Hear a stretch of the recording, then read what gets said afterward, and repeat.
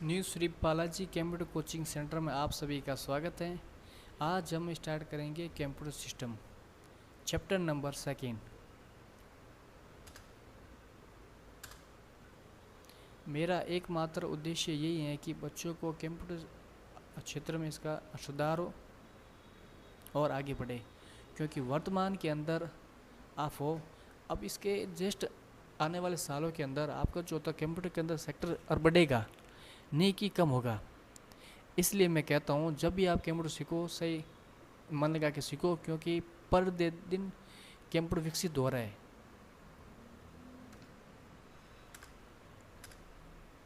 और why R S CIT computer course करना ज़रूरी क्यों है वो भी रीज़न ये देखो बच्चों, R S C T only for आपके कंप्यूटर की नींव है, ठीक है। और इसके अंदर क्या होता है, आपका जो बेसिक चीज़ होती है कंप्यूटर स्टार्ट करना, बंद करना, खोलना वगैरह एवरीथिंग जो आपकी नीड होती है वो इसके अंदर आपकी जो होती हैं सारी होती हैं। ये कंप्यूटर काम कैसे करता है, किसी फाइल को खोलना, किसी फाइल को हटाना, फोल्डर बनाना वगैरह टोटल जानकारी आपको इस कोर्स के अंदर आती है। और यार शेंडी कंप्यूटर बेसिक टू एडवांस एक कोर्स होता है और इस कोर्स की फ़ीस है 3350। 2 घंटे की प्रैक्टिस होती है, ये 3 महीने का कोर्स है। 2 घंटे की प्रैक्टिस होती है, वो किस पे, आपके कंप्यूटर पे। जब भी आप किसी कंप्यूटर कोचिंग सेंटर पे जाओ तब पता करो कि वहाँ पर क्या सिस्टम है। ये RSCT कंप्यूटर कोर्स होता है। और कुछ बच्चे होते हैं वहाँ जाते हैं, पैक लेके जाते हैं और वहाँ से कौन फॉर नोट्स लिखते हैं। ये वो नहीं है, ये आपका कंप्यूटर कोचिंग सेंटर है जहाँ आपको कंप्यूटर पे हर चीज़ पता ही जाए कि कंप्यूटर कैसे खोलते हैं, कैसे बंद करते हैं, इसको वापस रिस्टार्ट और कैसे करते हैं, इसका GUI क्या होता है, ग्राफिक यूजर इंटरफेस किस तरह काम करते हैं इसके अंदर, किस तरह आपका फाइल की लोकेशन ढूंढते हैं, किसी को कैसे हटाते हैं, न्यू टैब कैसे खोलते हैं और नेट कैसे चलाते हैं, एवरीथिंग जो आपकी जो होती चीज़ वो आपको कंप्यूटर पर आपको सिखाई जाती थी। अगर आप ये चीज़ सोचते हो कि बस मैं रट्टे मार दूँ, उससे अच्छा आप किताब पढ़ लो। आपके सबसे पहली नीड होती है, आप जब भी किसी कंप्यूटर कोचिंग सेंटर पर जाओ वहाँ कंप्यूटर बैठो, वहाँ सीखो, और ना कि वहाँ पेन और कॉपी लिखो। आज जो होती है एक एक चीज़ लिखो, एक एक चीज़ जो आपके काम की चीज़ आप वो चीज़ लिखो, क्योंकि आपकी कंप्यूटर की प्रैक्टिस करनी है। आपको कंप्यूटर प्रैक्टिस करनी है और नहीं करना आपके हाथ पर प्रैक्टिस, ठीक है। और नोटबुक पर हर बार मैं आपको बताऊंगा कि कंप्यूटर के बारे में जानकारी, कंप्यूटर सिस्टम के बारे में जानकारी, ठीक है बच्चों। तो बच्चों अब हम आगे चलते हैं। और कोर्स, आपके इस कोर्स के अंदर आप हार्डवेयर, ठीक है, उसके बाद आपको होता है कंट्रोल पैनल। जिस तरह आपकी फ़ोन के अंदर सेटिंग होती है सेम उसी चीज़ आपके कंप्यूटर के अंदर होती है, ठीक है। उसके बाद होता है आपका painting, note pad, word pad, ये आपकी बेसिक नीड होती है, क्योंकि आप इससे आप कंप्यूटर आप चलना धीरे धीरे आप सीख सकते हो। और पेंटिंग में से इसलिए की जाती है ताकि आपका हाथ माउस पे जम जाए। और नोट पैड, वर्ड पैड आपको इसके बाद आपको पता होना चाहिए। और उसके बाद आपको आना आता है MS ऑफिस और पावर पॉइंट, एक्सेल। ये आपको 3 चीज़ आपको सीखनी चाहिए, क्योंकि इस कोर्स के अंदर फाइल कैसे बनाते हैं, फाइल कैसे हटाते हैं, और रिज्यूम कैसे बनाते हैं, बायोडाटा कैसे बनाते हैं, मेल कैसे भेजते हैं वगैरह एवरीथिंग टोटल चीज़ आपको वर्ड के अंदर आपको आनी चाहिए। वर्ड के मेल फाइल भेजना, PDF कैसे बनाते हैं, प्रेजेंटेशन और कैसे बनाते हैं, एग्जाम रिकॉर्ड कैसे बनाते हैं, सैलरी स्लिप कैसे बनाते हैं, स्कूल का मैनेजमेंट कैसे करते हैं, होटलों का मैनेजमेंट कैसे, ये टोटल जो होती चीज़ आपका एक्सेल आपको ओनली फॉर हिसाब किताब के लिए होता है। आप किस चीज़ कंपनी को और डाटा आप मैनेज कर सकते हो। उसके बाद आपका आता है पावर पॉइंट। ये पावर पॉइंट आप प्रेजेंटेशन होती है, आप किसी सामने अपनी चीज़ को प्रेजेंट और कैसे करते हो, ये चीज़ आप सीख सकते हो। उसके बाद आपका आता है वर्ड। ये वर्ड होता है और डॉक्यूमेंट फॉर्मेट के अंदर आपको कोई भी आपको होता है डॉक्यूमेंट, वो डॉक्यूमेंट आप किस तरह मैनेज करते हो। उसके बाद आपका आता है सिक्योरिटी, साइबर सिक्योरिटी, क्योंकि वर्तमान के अंदर हैकर की ज़्यादा बढ़ रही है। हर हैकर कुछ ना कुछ कर लेता है, ठीक है। इसके लिए आपको कंप्यूटर आपको सिक्योर कैसे करे, आपके अनवांटेड आप वेबसाइट कैसे जाना बचे, ये चीज़ वगैरह। उसके बाद मैं कराता हूँ इंटरनेट बेस बच्चों को, इंटरनेट स्टार्ट करना, खोलना, इंटरनेट फाइल डाउनलोड करना, ऑनलाइन शॉपिंग करना क्या चीज़ है, वेबसाइट कैसे खुलती है, वेबसाइट स्टैटिक वेबसाइट कौन सी है, डायनेमिक वेबसाइट कौन सी है, ये चीज़ें सीधे हम कवर करेंगे। उसके बाद मैं कराता हूँ टाइपिंग। ठीक है, अब देखते हैं कंप्यूटर सिस्टम। कंप्यूटर एक सूचना प्रणाली का हिस्सा है, तो इसके ये भाग है। पहला है डेटा। और डेटा क्या होता है? डेटा वो होता है आपकी जो फाइल वगैरह होती है, फ़ोटो इमेज वगैरह टोटल चीज़, वो आपकी डेटा होती है। फ़ोटो वीडियो वगैरह ये चीज़ होती है आपकी डेटा। उसके बाद आपका आता है हार्डवेयर। आपका हार्डवेयर क्या होता है? हार्डवेयर होता है जैसे कीबोर्ड, माउस और सीपीयू वगैरह जो चीज़, ये होती है हार्डवेयर, जिसे हम छू सकते हैं, वो होती है हार्डवेयर। उसके बाद आता है सॉफ्टवेयर, जिस पे हम काम करते हैं, टाइपिंग करना है, पेंटिंग हो गया, नोटपैड हो गया, वर्डपैड हो गया, एमएस ऑफिस हो गया, ये चीज़ें, ये चीज़ें कहाँ पर आती है? ये आपकी आती है सॉफ्टवेयर। ठीक है, उसके बाद आता है प्रोसेसिंग। अगर मान लो आप कुछ भी टाइप करते हो, वो आपका शो कहाँ पर होता है? वो आपका शो होता है इसके अंदर, यहाँ पे जो होती है आप डिस्प्ले। अब आप मेरे को बताओ, मैं टाइप कर रहा हूँ, वो जाएगा सीपीयू के अंदर, वहाँ से जाएगा आपकी किसके अंदर? अब जो आपकी होती है एलईडी उसके अंदर जाएगा, जो होता है सीपीयू आपका प्रोसेस करता है। ठीक है, उसके बाद लोग, अब कंप्यूटर को किसने बनाया? हमने बनाया। अब काम कौन करे? हम ही काम करेंगे। और कंप्यूटर इंसान से ज़्यादा होशियार नहीं है, इसको होशियार किसने किया? हमने किया। इसकी कमियाँ ढूंढ ढूंढ के इसको हमने सुधार किया है। ठीक है, अब चलते हम आगे कंप्यूटर हार्डवेयर के बारे में। ठीक है, इनपुट। इनपुट क्या होती है? जो चीज़ कंप्यूटर के अंदर जाती है उसे क्या कहते हैं? इनपुट। जैसे keyboard, mouse, scanner, joystick, webcam, mic, ये क्या है? ये चीज़ें अंदर जा रही है, इसे कहते हैं इनपुट। और आउटपुट क्या होती है? जो चीज़ बाहर आती है, जैसे स्पीकर, एलसीडी, प्रिंटर, इस जो चीज़, ठीक है, एवरीथिंग। उसके बाद प्रोसेस। प्रोसेस होता है किसी काम को करना, निष्क्रिया, जो काम हो रहा है उसे कहते हैं प्रोसेस। और स्टोरेज होता है आपका भंडार। ठीक है, भंडार मतलब आपके पास कितना होता है डेटा, ठीक, उसे स्टोर, जिसे भंडार कहते हैं। ठीक है, अब चलते हैं नेक्स्ट। और कीबोर्ड, ये आपको होता है कीबोर्ड। इस कीबोर्ड पे की होती है। अब हम देखते हैं कीबोर्ड पे, ये आपकी होती है फंक्शन की होती है। ठीक है, और ये आपकी होती है अल्फ़ाबेट की। उसके बाद आपके आते आपके, ये होती है आपके और नंबरिंग की। ये आपकी होती है की आरो की। ध्यान रखना बच्चों, ये कंट्रोल और ये कंट्रोल आपके सेम है। और ये शिफ्ट आपके सेम है। और ये अल्ट, ये आपके सेम है। और ये स्टार, ये आपके सेम है। और जो आपके जो होता है ये स्पेस बार, और स्पेस बार पर हमेशा कभी कुछ नहीं होता है। ठीक है, और ये आपका टैब, क्योंकि इस टैब पे सिंबल दो है, एक आगे का और एक पीछे का। अगर आप टैब दो, अगर आपको पीछे जाना है तो उसके लिए हमेशा शिफ्ट और टैब का साथ में यूज़ करना पड़ता है। ठीक है, और उसके बाद आते हैं ये आपके स्पेस जो होता है आपके सिंबल के। उसके बाद आपका आता है बैक स्पेस।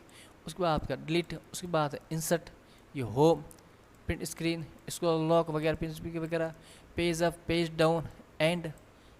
ठीक है, तो पेज अप, पेज ऊपर जाना, पेज नीचे जाना, इसका होता है होम का। और एंड का क्या होता है?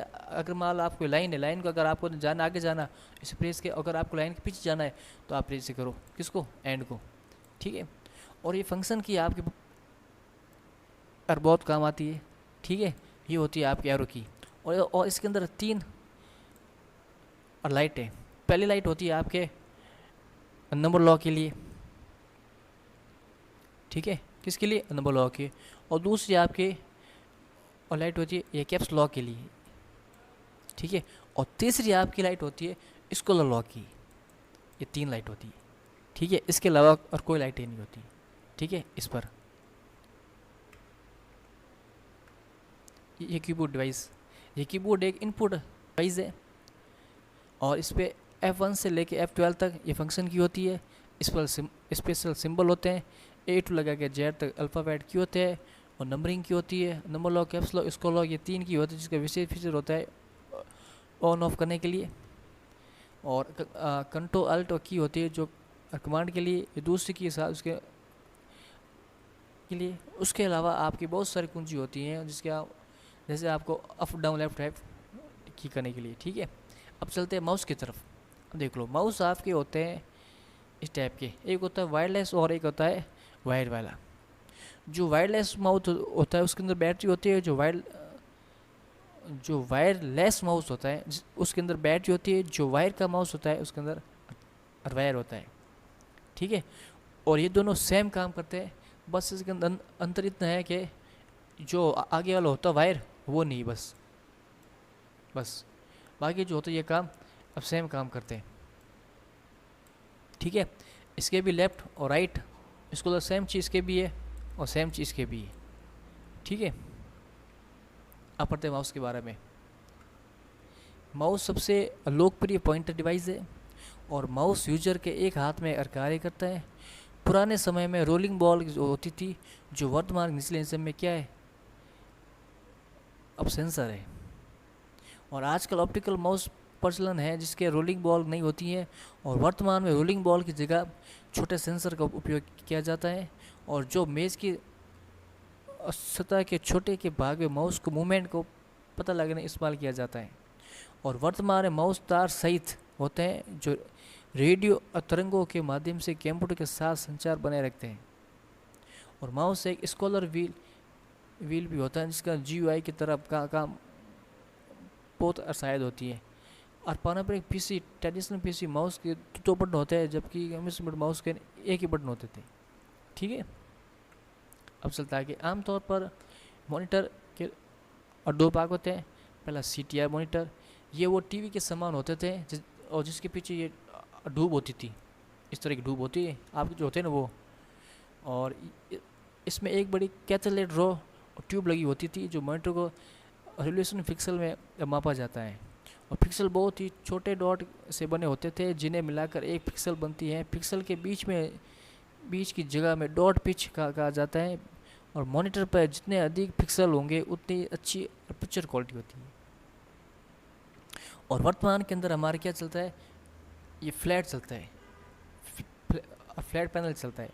इसके अंदर 2 प्रकार के मॉनिटर होता है, जो LCD और LED। ये full from liquid crystal display, और LED होती है इसका लाइट एनिमेट डायोड, ठीक है, होती है। और ये मॉनिटर CTI मॉनिटर तुलना में बहुत हल्के होते हैं और फीचर क्वालिटी भी अच्छी होती है। और ये मॉनिटर के थिक ट्रांजिस्टर का उपयोग किया जाता है। और ध्यान रखना, और इसका वेट बिल्कुल अलग है।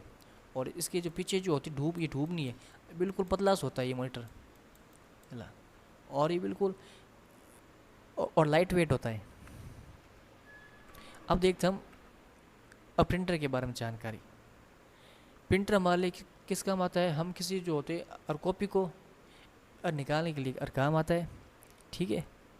और प्रिंटर किसी डिजिटल और दस्तावेज को कागज़ पर प्रिंट करना हो तो उस प्रिंटर का उपयोग लिया जाता है। और ये एक आउटपुट और डिवाइस होता है जो प्रिंटर का आउटपुट और गुणवत्ता को DPI में नापा जाता है। प्रिंटर मोटे तौर पर 2 भाग वर्गीकृत किया गया, एक इम्पैक्ट प्रिंटर, एक है नॉन इम्पैक्ट प्रिंटर, ठीक है। नॉन इम्पैक्ट प्रिंटर ये बिना आवाज़ किए कार्य करता अथवा इनकी आवाज़ होती है बहुत ही धीमी होती है। इसके अंदर इंकजेट प्रिंटर जैसे लेज़र थर्मल प्रिंटर होते हैं। तो इंकजेट क्या होता है, इंकजेट होता है जो आप इंक होती है जिसके अंदर 4 इंक होती है, वो 4 इंक मिलकर मल्टीपल कलर तैयार करती है। तो वो क्या रंगीन जो होती है पिक्चर बनाती है, और इसके अंदर छोटी छोटी बूंद पड़ती है, ठीक है। उसके बाद अब आता है लेज़र प्रिंटर। ये लेज़र प्रिंटर आपका ओनली फॉर ये सिंगल कलर देता है और इसकी स्पीड बहुत तेज़ होती है। रीज़न क्या आता है, क्योंकि इसके अंदर कलर एक ही होता है, और आपका जो होता है इंकजेट प्रिंटर उसके अंदर 4 कलर होता है, वो मल्टीपल काम करता है। और ये इसको काम ओनली फॉर एक काम करेगा, वो इसके अंदर ब्लैक, क्यों इसके अंदर टोनर होता है, ठीक है। और उसके बाद आपका आता है थर्मल प्रिंटर। ये हीट पर काम करता है, जिस तरह आपके और बैंकों में, आप किसी शॉपिंग मॉल में या आपके पेट्रोल पंप पे जो आपकी स्लिप निकालते हो और छोटी सी, उस लिए काम करता है। ठीक है, ये प्रिंटर पेपर को प्रिंट करने के गर्म तत्वों को उपयोग करते हैं। इनका इस्तेमाल एटीएम मशीन के सीधे प्रिंट करने के लिए किया जाता है और इनके अंदर हीट संवेदनशील कागज़ का यूज़ किया जाता है। इन प्रिंटरों की लागत अधिक होती है। ठीक है, अब उसके बाद चलते हैं इम्पैक्ट प्रिंटर। ये जो आपके प्रिंटर है, करेक्टर प्रिंटर सबसे लोकप्रिय उदाहरण डॉट मैट्रिक प्रिंटर, तेजी व्हील प्रिंटर है। डॉट मैट्रिक प्रिंटर हेड में छोटे छोटे सक्रिय पिन होते हैं और एक रिबन लगा होता है जिसके सहारे इमेज प्रिंट करते हैं। ये प्रिंटर बहुत ही धीमी और बहुत ही शोर करने वाले होते हैं। इनका उपयोग आमतौर बड़े व्यवसाय के लिए काम किया जाता है। ठीक है, और न कि छोटे व्यवसाय के लिए। उसके बाद अब आता है लाइन प्रिंटर। ये लाइन प्रिंटर ये पूरी एक लाइन प्रिंट कर सकते हैं। इसकी कभी ना आपकी ड्रम प्रिंटर मुख्य, इन प्रिंटर के अंदर रिबन उपयोग होता है और जिसे 200 से 2000 लाइन प्रति मिनट प्रिंट करने की ये क्षमता रखते हैं। उसके बाद आपका आता है प्लॉटर। ये प्लॉटर आपका यूज़ होता है ओनली फॉर इंजीनियर के लिए, बाकी और भी यूज़ कर सकते हैं। बाकी इंजीनियर के ये पहली पसंद होती है जिसके बिल्डिंग प्लान और डायग्राम जो उसके होते हैं नक्शे वगैरह वो तैयार करना। ठीक है, उसके बाद आपका आता है स्पीकर। ये स्पीकर एक आउटपुट डिवाइस है जो आपके सॉन्ग को निकालने के लिए, और ये एक आउटपुट डिवाइस होते हैं और ये कंप्यूटर का हिस्सा होता है। ये स्पीकर ध्वनि को निर्माण करने का और ऑडियो आउटपुट प्रदान करते हैं। उसके बाद आपका आता है मल्टीमीडिया प्रोजेक्टर। ये आपको मल्टीमीडिया प्रोजेक्टर होता है आपकी मीटिंगों के लिए या आपको कोई चीज़ प्रेजेंटेशन के लिए या कोई कॉन्फ्रेंस के लिए या कोई चीज़ और ग्रुप में कोई चीज़ पढ़ानी हो या डिस्कस करनी हो या किसी बारे में चर्चा करनी हो, उसके लिए काम आता है।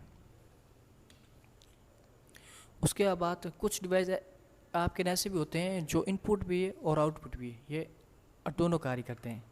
तो चलिए अब जानते हैं हम इसके बारे में। ठीक है, अब चलते हैं। अब पहले फैक्स मशीन का प्रचलन अब बिल्कुल कम हो चुका है। इसका कम होने का मुख्य कारण है क्योंकि अब वर्तमान के अंदर जीमेल, व्हाट्सएप वगैरह ये चीज़ें आ चुकी हैं। ये फैक्स मशीन इनपुट भी है और आउटपुट भी है। ये मेल भेज, ये जो होती है फैक्स भेज भी सकता है, ये फैक्स वापस भी ले सकता है वहाँ से कि क्या फैक्स आया है। ठीक है, और अब ये बिल्कुल बंद हो चुकी है कि अब इसका कोई यूज़ नहीं है। अब यूज़ करते सारा जीमेल आ गया, आपका ईमेल आ गया, व्हाट्सएप आ गया, ये चीज़ आप यूज़ करते हैं। क्योंकि पहले इसका यूज़ होता था, अब इसका यूज़ होना बंद हो गया।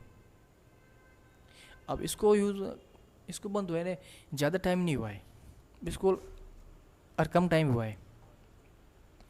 और मल्टी उपकरण, ये आपका एक प्रिंटर है। ठीक है, और इसके अंदर मल्टीपल काम होते हैं। ये स्कैन भी कर सकता है और प्रिंट भी कर सकता है। ठीक है, एवरीथिंग। ये फोटोकॉपी मशीन होती है। ये मल्टी फंक्शन का उपकरण है। अब उसके बाद आपका मॉडेम क्या होता है? मॉडेम होता है आपके इंटरनेट का यूज़ करने के लिए होता है। जो आप इंटरनेट यूज़ करते हो अपने शॉप पे, अपने घरों में, ये किसके थ्रू आता है? मॉडेम के थ्रू आता है। ये मॉडेम लगता है, उसके बाद आपके ऑफिस में, आपके सिस्टम में, आपके कंप्यूटर में इंटरनेट स्टार्ट होता है। ठीक है,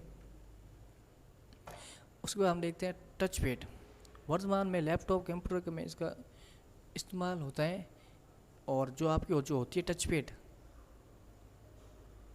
वो लैपटॉप होती है और आप जो होता है कंप्यूटर का और माउस होता है। और ये माउस से बिल्कुल नॉर्मल जो होती है जगह ये यूज़ लेती है। उसके बाद आ गया ट्रैक पॉइंट। ये छोटे से जॉयस्टिक की तरह होता है। इसका इस्तेमाल कर्सर की स्थिति को और बदलने के लिए होता है। ये आपका लैपटॉप के अंदर आता है, किसी लैपटॉप के अंदर होता है और किसी लैपटॉप के अंदर नहीं होता है। उसके बाद आता है आपका ट्रैक बॉल। ये माउस की तरह होता है, इसका एक बॉल को इस्तेमाल किया जाता है। अब उसके बाद आता है जॉयस्टिक। ये आपके गेम और खेलने के लिए लोकप्रिय होता है। अगर आप गेम के शौकीन हो, इसको आप बनावे से लो, इसे आपका गेम खेलो, क्योंकि उसके हिसाब से तैयार किया हुआ है। ठीक है, अब आता है ग्राफिक टैबलेट। ये जो होता है आपका टैबलेट, आप इस पर कुछ भी काम कर सकते हो। ठीक, एवरीथिंग डिजाइन वही कुछ भी नॉर्मल काम बना सकते हो, पेंटिंग वगैरह जो आप यूज़ करते हो इस पर कर सकते हो। उसके बाद आपका आता है स्कैनर। ये स्कैनर जो आपके और दस्तावेज़ को स्कैनर लेज़र तकनीक के द्वारा किसी और दस्तावेज़ फ़ोटो आदि को परिवर्तन करके डिजिटल बना देता है, ताकि आप जो लंबे टाइम के लिए इसे आप यूज़ ले सकते हो। ठीक है। उसके बाद है मीडी। इसका पूरा नाम है म्यूजिकल इंस्ट्रूमेंट और डिजिटल इंटरफेस होता है। ये एक प्रणाली है जो संगीत यंत्रों को और डेटा प्रचार का काम करती है। ठीक है। जो आप ये म्यूजिक इंस्ट्रूमेंट होता है। ठीक है। उसके बाद आपका आता है मैग्नेट इंक करेक्टरेक्शन। ठीक है। ये अधिकांश आपके और बैंकों के अंदर होता है। वो किस लिए? क्योंकि उसके अंदर जो आपका चेक यूज़ करते हैं वो चेक कर सकते हैं भाई जो आपने चेक दिया वो चेक कैसा सही है, उसको चेक करने के लिए इसका यूज़ में होता है। उसकी बात है ऑप्टिकल मार्क राइडर। इसका नाम है optical mark reader. OMR sheet होती है जो आपकी जो वैकेंसी होती है भर्तियों के उसके अंदर इसका ज़्यादा यूज़ होता है। इस पर हम पेन और पेंसिल से कोई और निशान बनाते हैं, उसकी पहचान करके जो आपको अपना मार्क लेते हो। उसके बाद आपका आता है ऑप्टिकल कैरेक्टर स्कैन है। इसका पूरा नाम ऑप्टिकल कैरेक्टर रिकॉग्निशन होता है। इसका उपयोग व्यापक रूप से स्वचालित डाटा एंट्री के लिए किया जाता है। उसके बाद आपका आता है बारकोड स्कैनर। इसका होता है आप अगर किसी आइटम पे बारकोड मंडा होता है उसको स्कैन कर सकते हैं।